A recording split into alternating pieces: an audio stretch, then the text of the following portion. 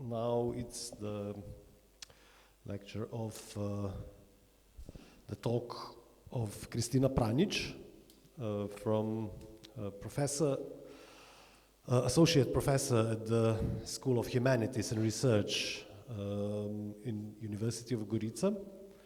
She recently published a book, I think the end of last year, about the avant-gardes in Yugoslavia in the 1920s, 1930s.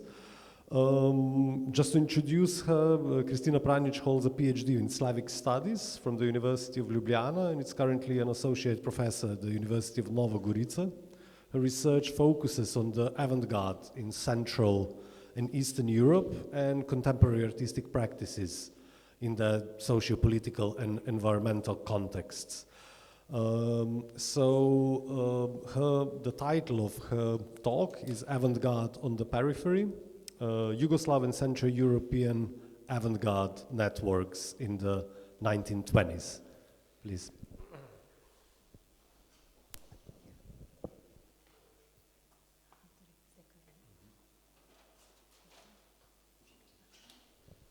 Hello, everyone. So when we think of the avant-garde as a conceptual and art historical signifier, we often picture Paris, Berlin, New York, so metropolitan centers that have long dominated the narrative of European modernism. But what happens when we shift our perspective? Instead of viewing innovation as something that radiates outwards from these centers, how can we recognize the periphery as an active participant in shaping avant-garde modernity, innovation, and artistic experimentation? The Yugoslav avant-garde, despite being historically marginalized in dominant European literary and art history, was not merely an echo of Western trends. It functioned as a transnational node within the broader European avant-garde network.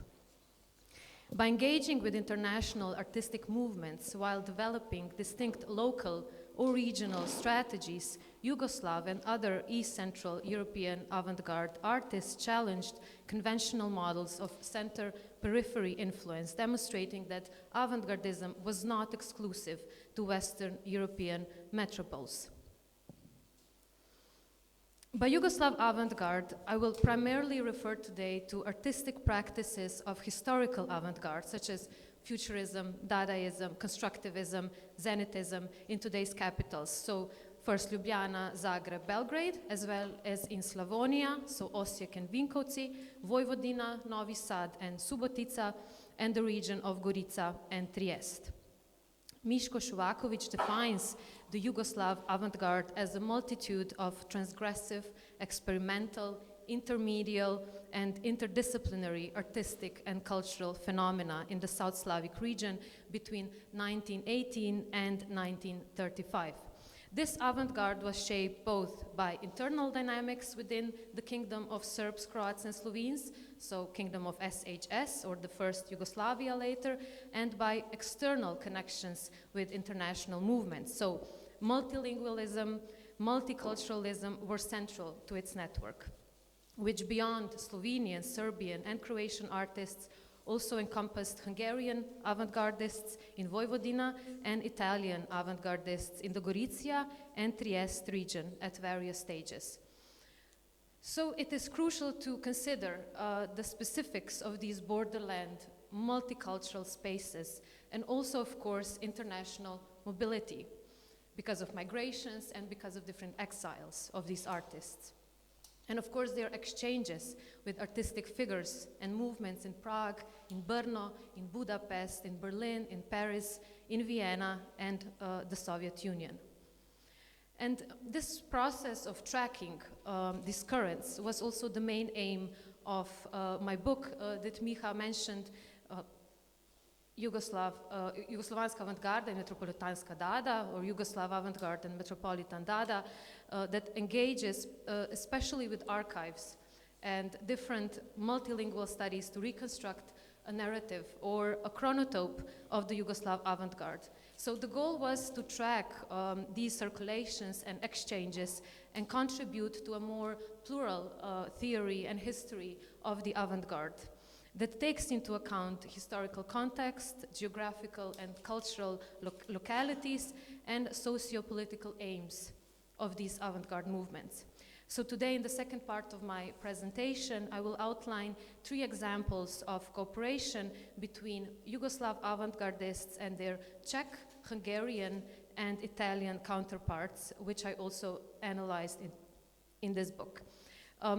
But first, I want to talk a bit more about this concept of the peripheral avant-garde, or the avant-gardes on the periphery. So recent scholarship in avant-garde studies has significantly contributed to decentralizing the dominant Western narrative of modernity. So increasing attention is being paid to avant-garde movements outside of established cultural hubs such as Paris, Berlin, and New York. Traditionally, avant-garde, particularly in peripheral regions, were viewed as derivative. They were viewed as lacking originality. This was a perspective that privileged male-centered, artifact-driven approaches to avant-garde artistic practices. However, different studies have demonstrated the opposite. The so-called marginal spaces were often sites of radical artistic experimentation. For example, Beatrice Joyot-Prunel used digital humanities approaches and social network analysis, demonstrating that avant-garde publishing in the 20s was far more polycentric than previously assumed, with peripheral regions playing a crucial role in dissemination and production. So canonical hierarchies and monocentrism, which the historical art canon has long strived for, reveal an incomplete narrative supported by a centralized idea of international geopolitics in art. Studies have also corrected the misconception that Dadaism was predominantly a Western European phenomena, highlighting the significance of peripheral, Eastern, and Central European Dadaist movements. Already a semiotician, Yuri Lotman, in his book Universe of the Mind, argued that the cultural periphery plays a crucial role in artistic and intellectual development, as it generates dynamism, tension, and resistance against the normative ideologies of the center. So these peripheral zones, as he suggests, are the true sites of semiotic innovation, where future artistic languages emerge. Based on the traditional understanding of artistic and literary development, connected, of course, to the concentration of economic and political power, the dominant Eurocentric narrative positioned Western movements as primary, defined by originality, coherence, and a linear progression of time, supported by always clear dates, exact locations, and representative works. In contrast, avant-garde expressions from the periphery were seen as incidental imitations, as devoid of canonical value, serving only as evidence of cultural diffusion from the center, and of course the periphery's aspiration to catch up with the West. This fundamental disconnection and discontinuity in the history of the East Central European avant-garde is reflected in scholarly works that characterize these movements as brief flashes, years of disarray, or impossible histories. These are all titles of the books that talk about Yugoslav or Central European avant-garde. A closer look reveals that non-linearity, decentralization, and spontaneity are defining characteristics of the avant-garde, which functions as a network or as a rhizomatic structure rather than through a rigid center-periphery dynamic. So instead of viewing the avant-garde in hierarchical terms, it is more productive to conceptualize it as an intermediate space or as a site of constant exchange, as Yuri Lotman describes it as a borderland within the semiosphere. This space is defined by bilingualism or multilingualism, the coexistence of differences, and the interplay between internal and external influences, where cultural identity is constructed through interaction with these foreign perspectives. This view is further supported by recent scholarship on Dadaism in East Central Europe, which challenges the conventional notions of avant-garde movements, of avant-garde manifestos. These frameworks have often obscured lesser documented, short-lived and hybrid avant-garde practices. The shift in methodological approach also reflects a transition from focusing on material artistic outputs, so artistic objects, to examining the practices and transformative potential of the avant-garde. This requires, of course, also a greater attention to the localization of cultural practices within specific socio-political contexts. So consequently, the notion of artistic influence must also be reconsidered. Instead of a static, one-directional transfer of ideas, we observe dynamic processes of macro and micro transfer, leading to hybridization and reinterpretation as described by Tomasz Glanz. So depending on local context, such transfers can manifest as permeability or as a resistance, often resulting not in mere adoption, but in a subversive reconfiguration of the original elements, particularly in the case of East Central European avant-garde, but also when we consider or research post-colonial avant-gardes, this process is better understood as a process of cannibalization, a critical and creative appropriation of Western artistic forms.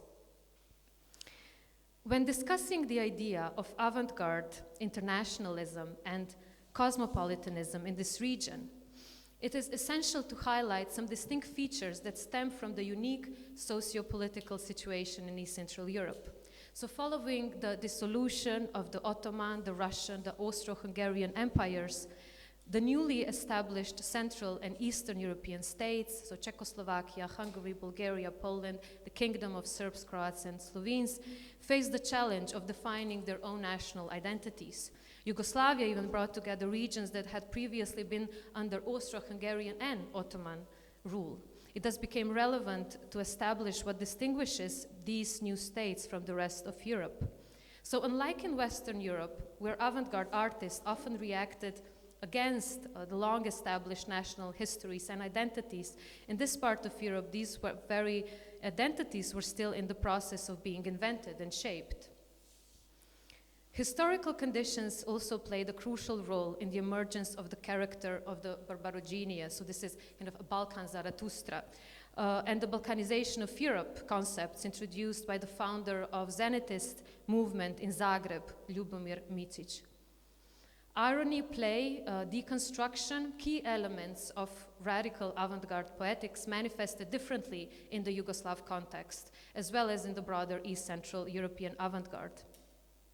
A defining characteristic was the avant-garde's ability to create communities of like-minded individuals and mobilize especially workers' movements, providing an alternative to the prevailing idea that avant-garde art primarily arose as a reaction to artistic autonomy in bourgeois society, an element largely absent in this region at that time. If we closely follow the critical gestures of these marginal, but also of post-colonial avant-garde movements, we notice that even when the artists use the same or similar iconoclastic gestures as the West, they challenge Eurocentrism and critically distance themselves from the uniform Western form of modernity. I will mention here Piotr Piotrowski's concept of vertical art history, describing the hierarchical structure of modernist geography, where Western centers dominate and East Central European avant-garde is marginalized. So drawing on Edward Said's Orientalism, Piotrowski highlights how East Central Europe is framed as the close other. So we are not fully outside of Europe, yet constantly peripheral. Consequently, the transfer of knowledge, the transfer of values and experiences occurs almost exclusively through the center, while connections between peripheral places is absent. And this is evidenced, for instance, by the weak knowledge of Hungarian and Czech avant-garde in Slovenia, as well as the rich legacy of the Yugoslav avant-garde and the connections between Yugoslav avant-gardists in the states of the former Yugoslavia today. However, this blindness of the retrospective gaze does not define the reality of avant-gardist activities, as they were much more connected and open as we saw also before in the Joyot-Prunel's research, they will open to experimentation, allowing for a high level of experimenting, circulating of ideas, and diverse inter-peripheral transformations. So Piotr Petrovsky proposes a shift to horizontal art history, which is a non-hierarchical. Avant-garde movements were founded on non-conformism, anti-traditionalism, and the pursuit of cultural production beyond institutionalized norms. Emerging from the trauma of World War I, of course also Balkan Wars, these movements envisioned an anti-militarist artistic revolution capable of forging a new human. In the Balkans, this vision took on particular significance as South Slavic nations found themselves unified within a single state. Zenit magazine, one of the most significant and longest-running avant-garde magazines published between 1921 and 1926, first in Zagreb and after in Belgrade, actively supported this new cultural and political reality, positioning itself as an international magazine for art and culture. While authors wrote in their native languages, many also published in foreign languages, reinforcing Zenit as a meeting point for diverse linguistic and artistic expressions. The magazine's bilingual title, written in both Latin and Cyrillic, symbolized this hybridity. And by embracing a multiplicity of voices while preserving individual artistic identities, Zenit functioned as a transnational avant-garde network or a platform reflecting the region's multilingual character. The Yugoslav avant-garde's transnational approach was not driven by market forces or institutional patronage, but rather by informal and often precarious forms of collaboration. So these peripheral, non-commercial forces, such as kinship networks and also one-on-one patronage relationships, small-scale publishing efforts, and organization of public performances played a crucial role in sustaining avant-garde activity. Mobility among avant-gardists was neither predetermined nor systematic. Instead, these travels and collaborations were often shaped by informal invitations extended by fellow artists and enthusiasts across Europe. This organic and decentralized model of circulation allowed for the multi-directional exchange of ideas, resulting in this hybridity and eclectic aesthetics within Yugoslav avant-garde practices. In the 1920s, Prague emerged as a significant hub of avant-garde activity in Central Europe, characterized by its multilingual and multicultural environment. So similar to cities such as Vienna, Berlin, and Budapest, it functioned as a space for artistic exchange and experimentation. Several Yugoslav avant-gardists, including Dragan Aleksić and Branko Poljanski, were active in Prague during this period. Aleksić arrived in Prague as a student at Charles University, where he encountered new artistic movements, particularly Dadaism.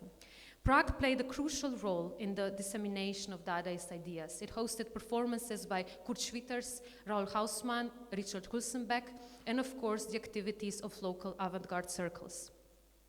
Branko Poljanski visited Prague multiple times. After working in a theater in Trieste and then in Ljubljana, where he published also a magazine, Svetokret, World Turn would be a translation, he established contacts with avant-gardists such as Karel Tajge and Jaroslav Seifert.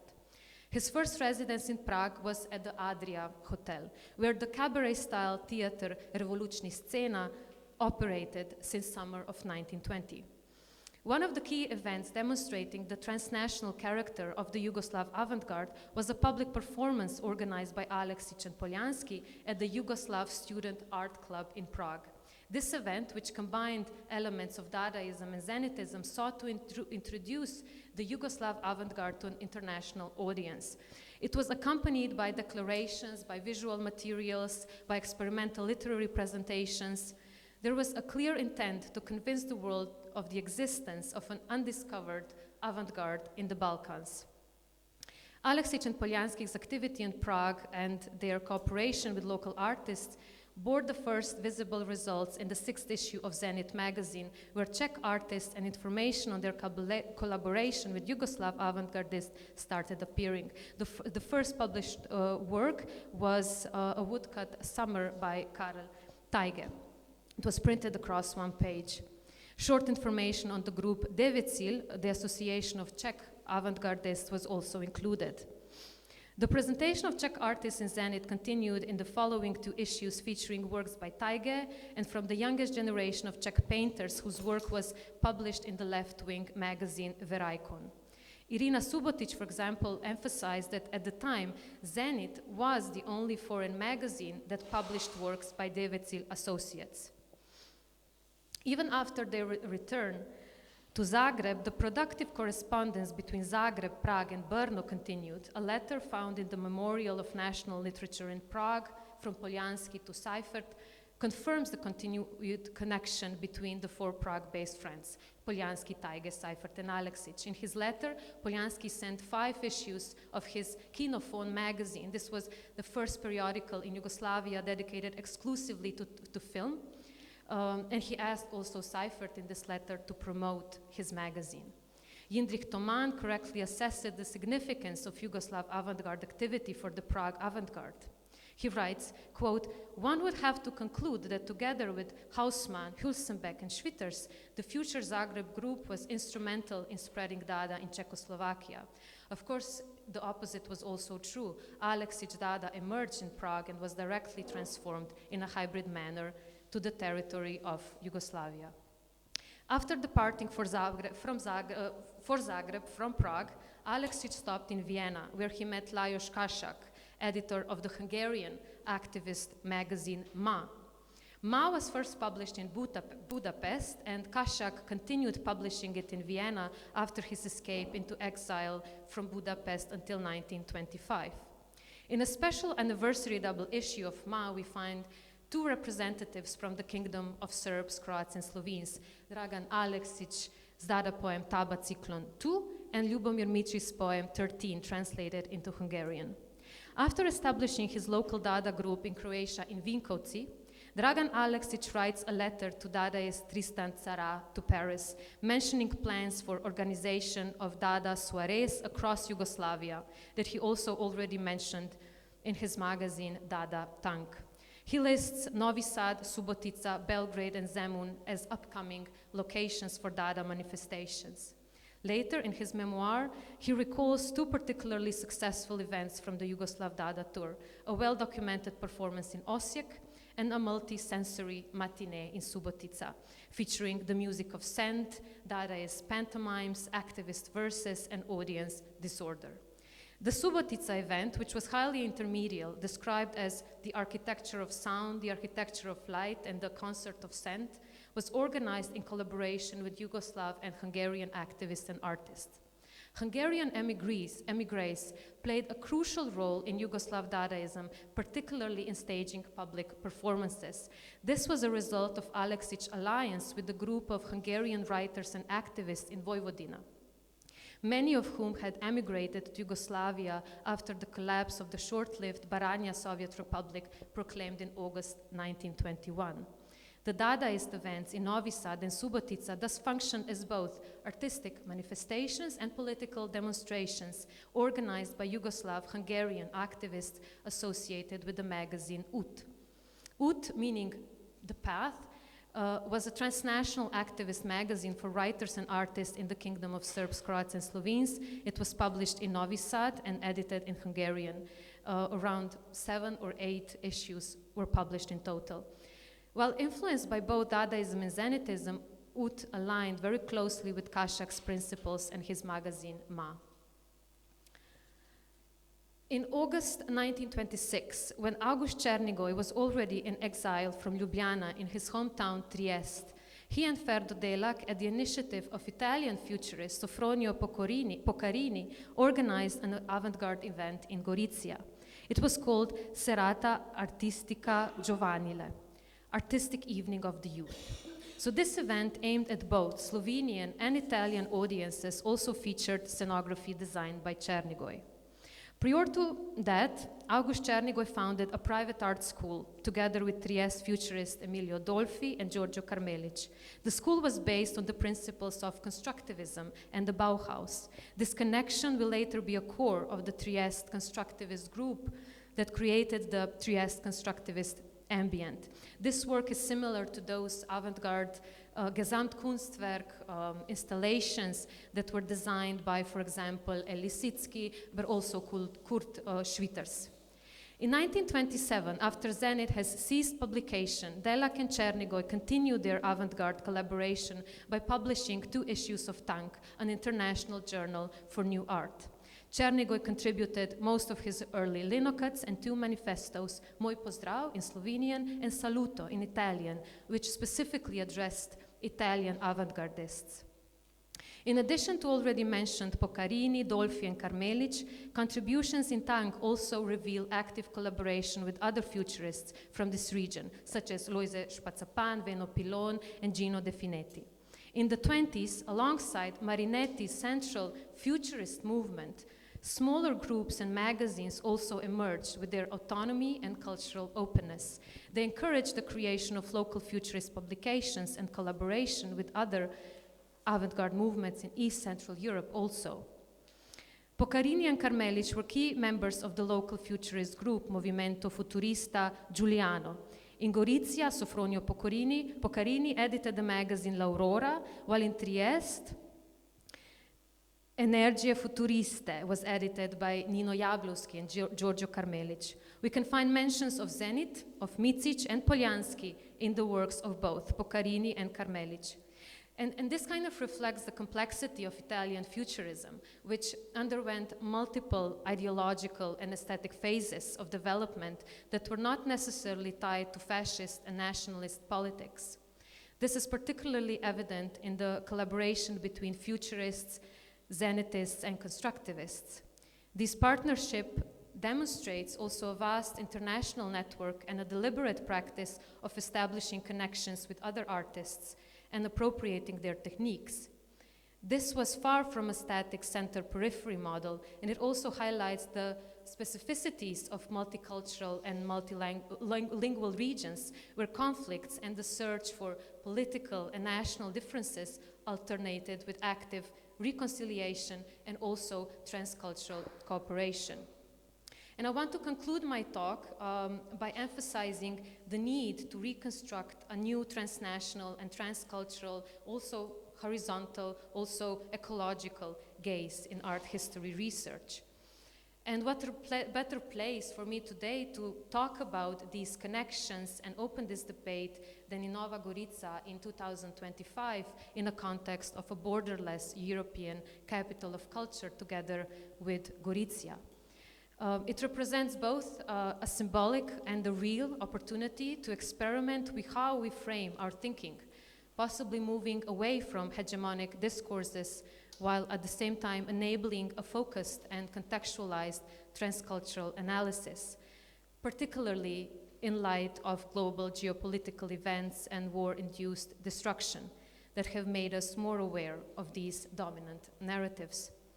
We definitely need new concreteness, new concrete frameworks and concepts that enable the imagination, the realization, also the reproduction of new, better, more inclusive narratives, also in art history and avant-garde studies. And I believe that any periphery, any minor language has the strongest credentials to shape this path in theory and, of course, in practice. Thank you.